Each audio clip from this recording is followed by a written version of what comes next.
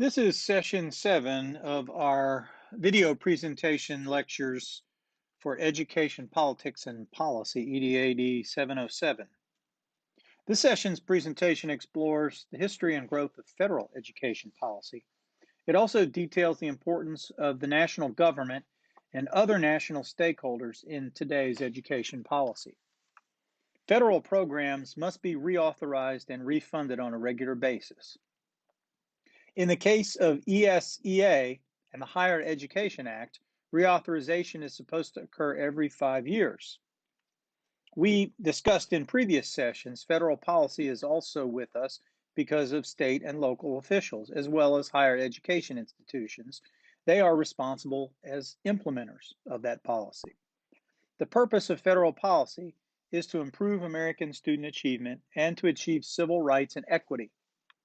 However, federal policy did not always have those objectives. The 10th Amendment of the U.S. Constitution says that states have the power to do what is not enumerated to the federal government.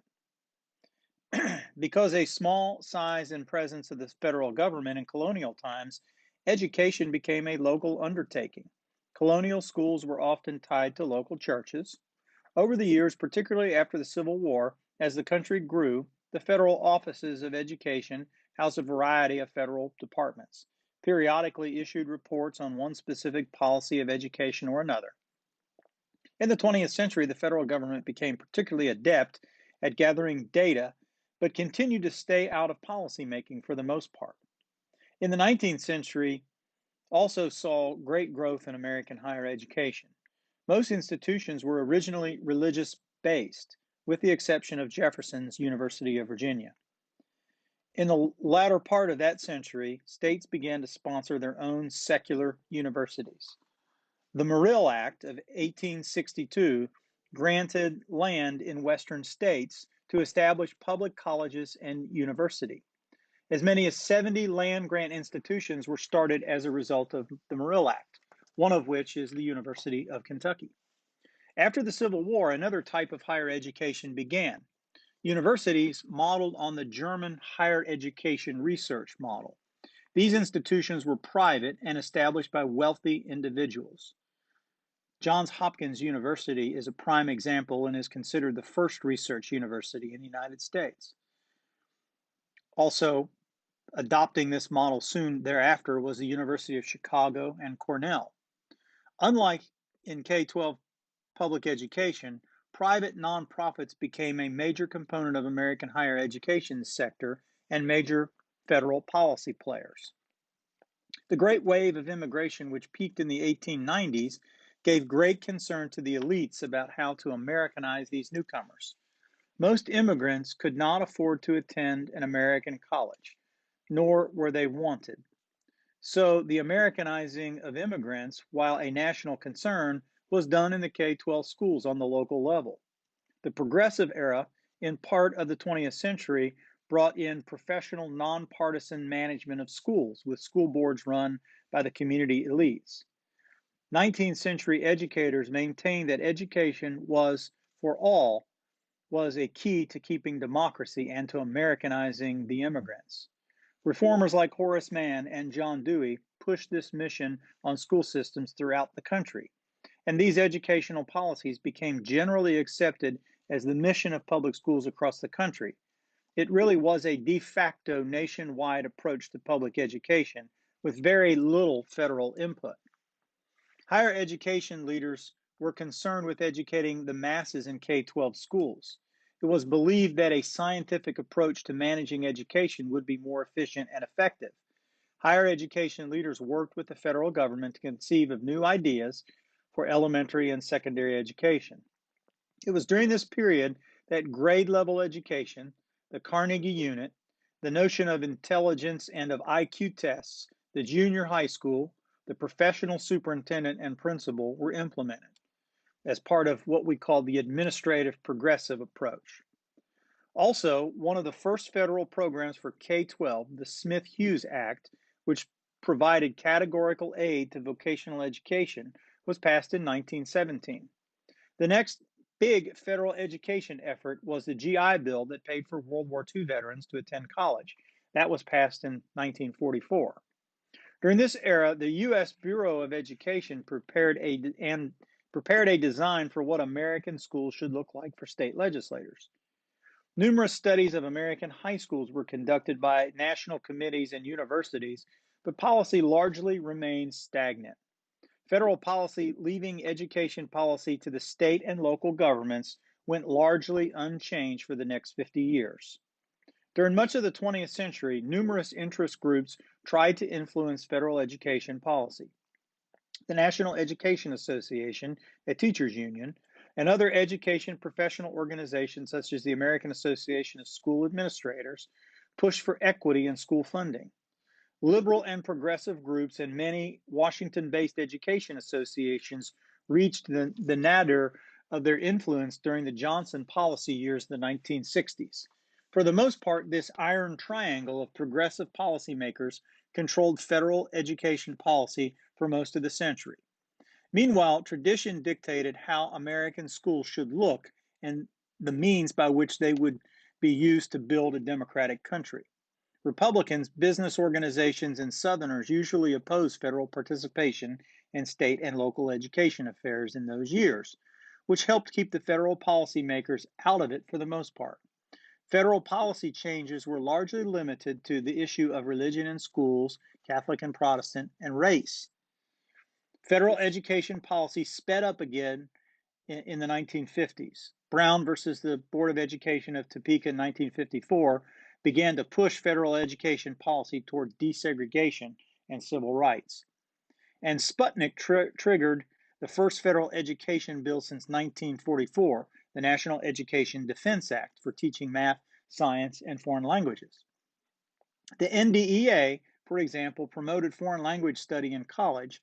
It also included money for school counselors, vocational education.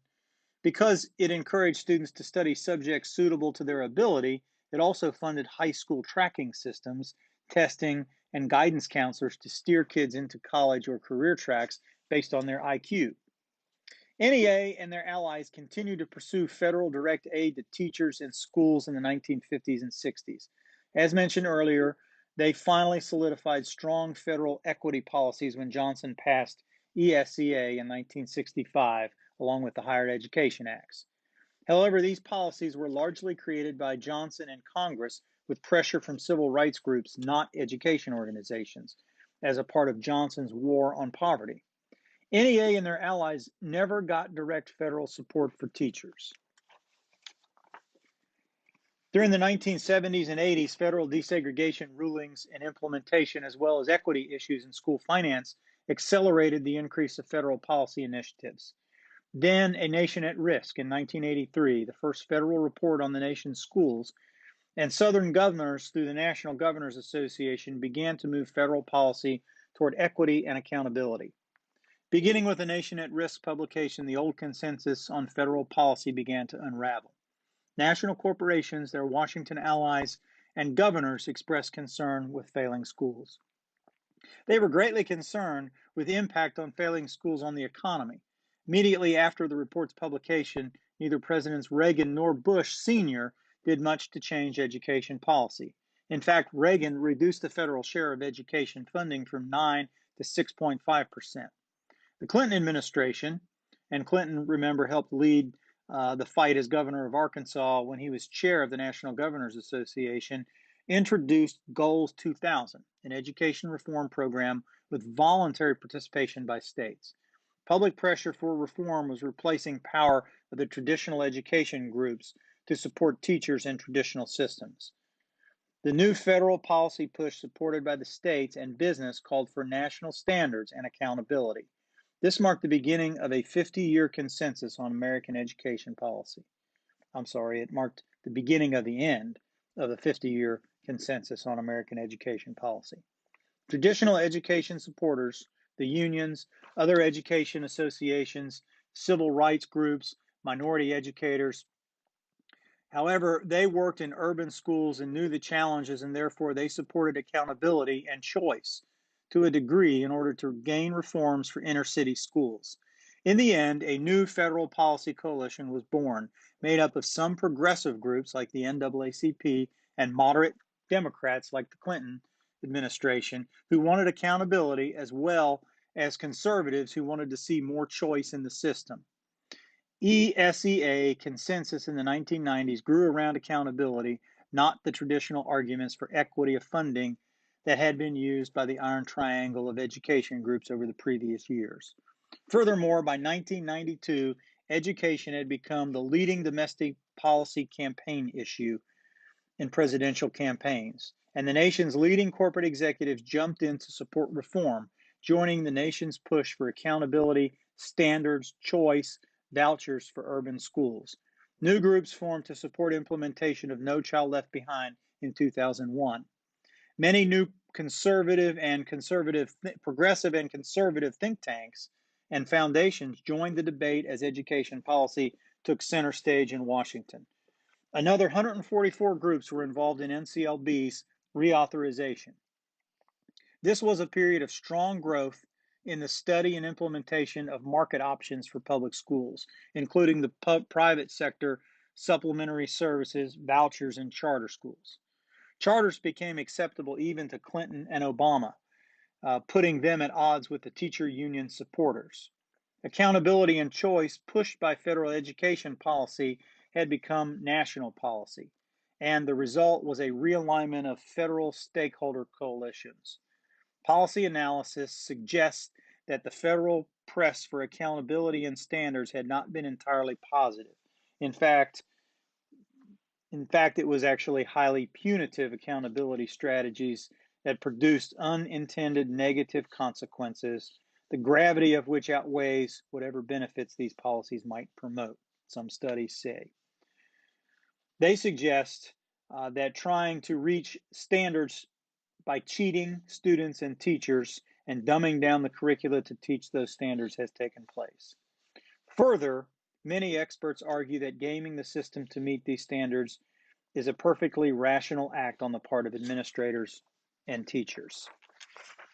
Another possible negative consequence of more federal participation in education has been the growth of the bureaucracy. Evidence is quite clear that when the federal government initiates a new program, states set up new bureaucracies to implement them. In fact, a large portion of state education agency budgets are funded by the federal government. All of this bureaucracy trickles down to the local level for implementation. Then school systems must either reassign current staff or bring on new staff to accomplish these new policies. Immediately after the beginning of the Great Recession in 2008-2009, the new Obama administration was able to enact a stimulus program known as the American Recovery and Reinvestment Act. The $100 billion for education, including $3 billion for school improvement grants, or SIGs, to help reform low-performing schools, was dispersed to states through competitive grants known as Race to the Top.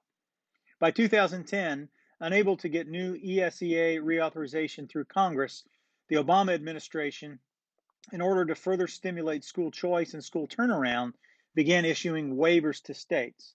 By 2012-13 school year, nearly 40 states had waivers for No Child Left Behind. The Obama reforms not only impacted education reform, but they also impacted state, federal, and local policy relations. In the current climate, the federal attitude promotes interaction of all stakeholders. The three levels must now, more than ever, play out the politics of implementation, with locals maintaining final implementation control and the states shaping and limiting federal goals. When ESEA was finally reauthorized as the Every Student Succeeds Act in 2015, the states received more flexibility and their SEAs more control, with a focus on accountability, standards, and assessment. Under NCLB, there was no such flexibility. In short, since 1993 and the arrival of Goals 2000, federal education policy has gone through periods of little control of policy implementation to complete control under NCLB, to a more flexible system which now gives states a more balanced role. Many scholars note that it's no exaggeration to assert that a failure to understand the dynamics of the federalist system and of intergovernmental relations more broadly equals a failure to understand the politics of American education.